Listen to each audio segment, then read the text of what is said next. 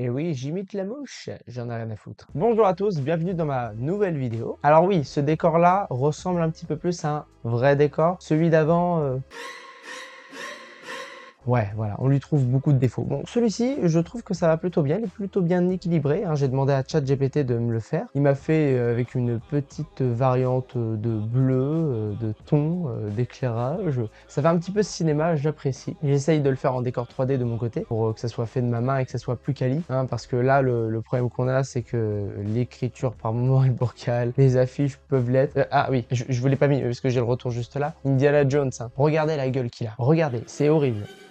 Bon, qui dit nouveau décor dit nouvelle vidéo. Non, pas spécialement. Mais bon, ouais, s'il y a un nouveau décor que vous voyez, c'est que c'est une nouvelle vidéo. Logique, non. Aujourd'hui, on va parler d'un de mes films préférés, d'un de mes réalisateurs préférés, si ce n'est celui que je préfère. On va parler des Dents de la Mer, Jaws, réalisé par Steven Spielberg et sorti en 1975, a terrifié le monde entier. C'est le film qui a terrifié tous nos darons et tous nos darons pour aller dans l'eau. Bah, je vous dis, hein, ça a commencé à créer une vague de peur. Oh, bien choisi avec le requin, la vague.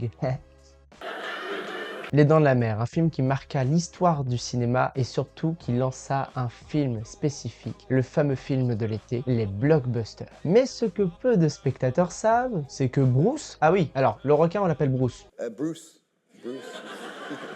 And was Bruce, I'm not asking for last names, was Bruce named after anybody? No, Bruce is my lawyer, Bruce Raymer.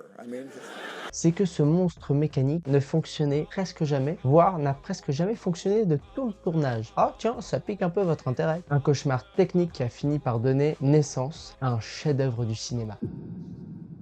Au début, Steven Spielberg voulait un requin omniprésent, un monstre mécanique de plus de 7 mètres de long. Je dois vous rappeler qu'un requin blanc adulte, grand, mais je dis bien grand, hein, c'est 5 mètres maximum, mais vraiment maximum. Donc le 7 mètres, c'est pour vous dire à quel point c'est monstrueux. Ah bah oui, il fallait quelque chose de massif, de crédible, hein, pour faire peur aux gens. 3 modèles de requins furent construits. Un modèle côté gauche pour filmer la gauche, un modèle côté droit pour filmer la droite, et une structure entière pour des prises larges. Oui, vous dites, le coût? Plus de 250 000 $. Bon, vous dites 250 000 $, ça devrait aller. En vrai, si on compte l'inflation avec aujourd'hui et le fait qu'avec 250 000 $, on pouvait faire plus de choses qu'avec cette inflation que je vais vous donner, c'est l'équivalent d'1 million de dollars aujourd'hui. Donc un investissement colossal pour une seule créature, une seule. Une fabrication qui a pris près de 14 mois, donc c'est super long à préparer. À ce moment-là, c'était l'un des effets spéciaux mécaniques les plus ambitieux de l'histoire du cinéma. Et donc c'est pour ça que le budget va avec, hein. Dans le scénario, à la base, il devait être partout le requin, mais partout. Un requin par-ci, un requin par-là, des gens qui meurent, des gens qui se font éventrer, des gens qui se font couper en deux, du sang partout, des gens affolés dans tous les sens. Ça devait être ça le scénario, ça devait être un bon gros film de merde en vrai. Ou un film tout simplement très gore. D'ailleurs, ça devait peut-être être ça le but au départ, faire un film bien gore. En théorie, c'est impressionnant, en pratique, ouais, c'était plus compliqué que ça en fait. Cauchemar technique. Car la mer n'avait aucune pitié pour Bruce, l'eau salée de la mer s'infiltrait dans les mécanismes hydrauliques. Les pistons se grippaient, les câbles rouillaient, et les circuits électriques se noyaient. Oui, donc c'est pas... t'imagines un requin qui se noie? Oh, bah c'est ça. That when Bruce made his first foray, he sank to the bottom of the sea? Yeah, it was a terrible sight. The shark comes out of the water tail first, wagging like Flipper. The tail comes down into the water, and then it sinks, and then there's another explosion of white water, and all these pneumatic blue cables come out like snakes everywhere, just flying around. And then that got quiet. Then there was one last belch of bubbles, and that was the last we saw the shark for about three weeks. It was gone. It was over. Résultat, un requin qui tombait souvent en panne et qui gâchait des journées de tournage entières. Parce que oui, hein, il suffisait que Bruce ne voulait pas bouger une nageoire et le plateau était totalement bloqué. Parce que oui, plus possible de tourner. Chaque réparation coûtait une fortune et ça prenait à chaque fois énormément de temps. Donc les studios, ils étaient un peu... Steven? Donc imitation des studios, hein, je vous le fais. Oui, allô Steven? Oui? Qu'est-ce qu'il y a? On a reçu là des petites demandes de budget. Comment te dire? Comment ça se fait qu'on doit rajouter 1 million cette semaine? Je comprends pas. Eh, hop. Allô? Tu m'entends? Allô? Allô? Steven? Steve?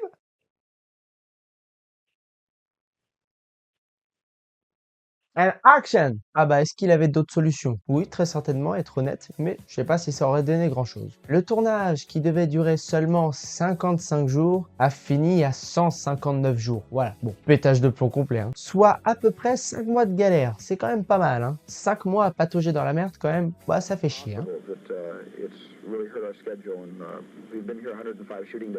Spielberg et ses équipes ne savent plus quoi faire pour innover, pour passer le temps quelque part, hein, vu que la mer change de couleur, vu que le temps n'en fait qu'à sa tête, vu que le requin ne veut pas tourner. Ah bah oui, il fait sa star, drama queen. C'est là que Spielberg va prendre une décision radicale. Si on ne peut pas tourner avec le requin et le montrer, alors on va suggérer sa présence. Il a transformé cette faiblesse en une arme mortelle de mise en scène. Parce que oui, ce qu'on ne montre pas fait plus peur que ce que l'on montre. Exemple, le fameux ponton qui se détache. Bon, au départ, ça devait être une scène sanglante où le gars essaye de remonter sur le ponton et il se fait gober à moitié par le requin. Il y a du sang partout, les organes s'étalent, sa gueule et tout. Un peu comme à la fin du film. Le scénario changeait régulièrement du fait que Bruce ne voulait pas tourner. Mais là, il décide de ne pas tourner. Donc, comment qu'on fait en fait? C'était le but de tourner cette séquence aujourd'hui, on va pas la tourner la semaine prochaine? Bah non, le requin sera pas prêt. D'ailleurs, le requin ne sera jamais prêt. Mais il va trouver une autre solution. Comment suggérer sa présence, sachant qu'on peut pas mettre de requin? Eh ben, solution, on va agir avec le ponton qui s'est détaché. Le ponton sur l'eau sera l'objet qui prouvera la présence du requin. Le ponton se détache, se retourne et fonce sur le gars qui va se faire dégommer. Bah non, en fait, non. Bah au final, ils se sont dit, bah on peut pas le dégommer, on va pas non plus le noyer, bah on va faire autrement, il va rester vivant. Sympa pour le comédien. Et ils avaient bon cœur, hein.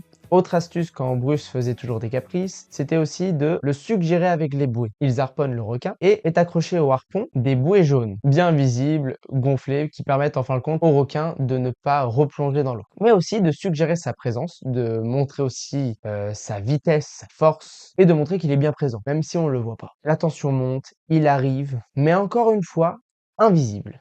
Et puis, un plan qu'on a en ouverture de film, où la fameuse baigneuse se fait arracher les jambes. Le plan subjectif, où on est à la place du requin et on suit son chemin. On voit ce qu'il voit. Et une idée simple aussi pour le film, une musique assez simple, assez basique, d'apparence, 2 notes. Ces 2 notes-là ont suffi à terroriser le monde entier. Alors pour l'anecdote, hein, c'est John Williams qui invite Steven Spielberg chez lui et qui lui dit, bah écoute, j'ai trouvé une musique qui te conviendrait, je pense. Parce qu'en fait, Spielberg, il a fait une petite compile de musique et de bruit qu'il aimerait bien, mais en fait, c'était sa première fois qu'il faisait une demande comme ça à un musicien et ça ne ressemblait absolument à rien. Donc John Williams a fait avec ce qu'il avait, c'est-à-dire l'idée du scénario. I thought it was a joke when Johnny played that for me on the piano at his house, and he goes, dun dun.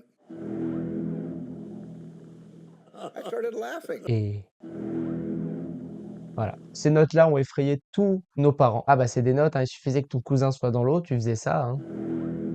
Ah je te jure, il commençait à ramer fort pour revenir, hein. Bon, pour les studios et même un petit peu pour Spielberg et son équipe, le résultat est inattendu. Sur 2 heures de film où le requin devrait apparaître la plupart du temps dans une séquence sur 2, pour vous dire, hein, bah il apparaît 4 minutes et 3 secondes. Qui plus est, la moitié de ce temps-là est consacré à la fin du film. Donc l'autre moitié, c'est vraiment pour tout le film. Voilà, vous voulez un requin qui fasse peur? Eh ben, je vais pas vous le montrer.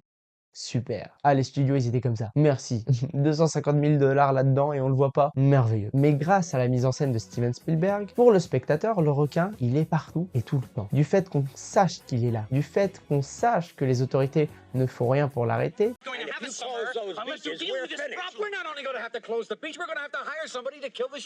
ah quand même, toi t'es là, t'es spectateur, tu sais qu'ils font de la merde, tu sais qu'un gamin va se faire bouffer. Mais il y a une lenteur qui est donnée exprès pour faire monter la tension. Ça, c'est du génie. Ce tournage cauchemardesque, ruineux, ah oui, parce que 15 millions de $, je vous rappelle que pour l'époque, c'était un budget immense. Ça devait être un film à plus petit budget, hein.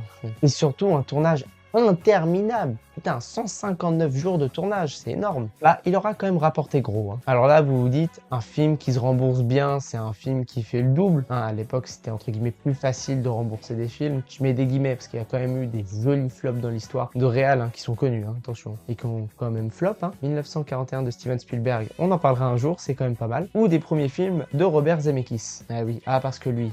Ah, il a enchaîné les flops. Puis après, il a fait Retour vers le futur. Voilà, une des meilleures trilogies du cinéma, j'en ai rien à foutre. c'est incroyablement génial. Retour vers le futur. Arrêtez de me narguer en me disant oui, mais il y a le Seigneur des Anneaux. Oui, c'est de la bombe, mais j'aime bien Retour vers le futur. C'est tout. J'ai pas d'argument. Je kiffe. Bon, là, vous vous dites, il a explosé le budget. Allez, le film, il a bien fonctionné. Spielberg est connu pour avoir fait des films à succès. Il est connu pour être le boss des blockbusters. C'est lui qui a mis ça en place quelque part, qui a créé cette tendance à faire le gros film d'été à gros budget. Et bah là, vous dites, bon, alors de 15 millions, bah 100 millions serait pas mal. Ouais. Petit joueur. 100 millions, c'est peu à côté. Et bah il a réussi à générer 470 millions. Ça s'affiche au-dessus de ma tête. 470 millions de dollars de recettes mondiales. C'est le premier véritable blockbuster de l'histoire du cinéma. Ensuite, il y a un débat avec Metropolis de Fritz Lang, mais ça, c'est un autre débat. Ah bah c'est là où les studios ont ouvert leurs portes à Steven Spielberg. Ils ont dit, bah tiens, tu veux du budget, tu veux de l'argent? Tiens, on te le passe, ça nous va. Et en comptant l'inflation, ça certainement, Les Dents de la Mer est un des films les plus rentables de l'histoire et un des films qui a généré le plus d'argent. Ce film devait être une démonstration de technologie et devait être un film assez gore, mais à la place, il est devenu une leçon de mise en scène. Un requin capricieux qui a forcé un jeune réalisateur à réinventer sa façon de mettre en scène un film. Bon, en fait, du naufrage technique au chef-d'œuvre, hein. C'est un peu ça. Hein. C'est pas mal. Oh, tiens, c'est le titre de la vidéo. Hein. Je viens de le trouver là à l'instant. Je le laisse au montage. C'est ma petite fierté. Bon, moi, je vous pose une petite question de fin. Est-ce que vous auriez préféré avoir un requin omniprésent qui soit totalement en permanence à la vue du spectateur, mais faisant de ce film un film ultra gore, ou cette mise en scène que vous connaissez très bien, qui en fin de compte suggère en permanence la présence d'un monstre sous-marin que l'on ne peut voir, que l'on n'arrive même pas à traquer? Bon, eh bien ce sera tout pour moi. C'est une petite vidéo, voilà. Je voulais vous parler des Dents de la Mer et vous faire l'anecdote autour du requin surtout. Parce que s'il fallait que je parle de la mise en scène globale des Dents de la Mer, il y a plusieurs documentaires pour ça qui sont ultra bien illustrés, dans lesquels on interroge Spielberg, John Williams, même des membres des studios. Ah oui, et au fait, bientôt une vidéo duo sortira, j'espère qu'elle vous plaira. On a fait une petite vidéo tier list pour s'amuser, avec une intro pas piquée des hannetons. J'espère que cette vidéo vous aura plu. Cette fois-ci, je me suis concentré sur un seul axe. J'ai pas décidé de tourner autour du pot. Je parlais évidemment que du requin, mais je me suis un peu élargi à droite à gauche. Enfin bref, la lumière est beaucoup mieux. Et oui, je l'ai tourné 2 fois cette vidéo, que la lumière elle était pas bien. Je teste ce petit micro-cravate, mais je pense que le son est plutôt ok. Voilà. Puis oui, venez nous rejoindre sur TikTok. Au moment où vous regardez cette vidéo, il y a un extrait de cette vidéo, certainement en TikTok, short ou reel. Ça permet aussi de faire la promo de la vidéo en même temps qu'elle sort. Voilà. Allez, je vous dis à toutes et tous à bientôt pour une prochaine vidéo. C'était Wyatt sur Mayo Company. Kenavo.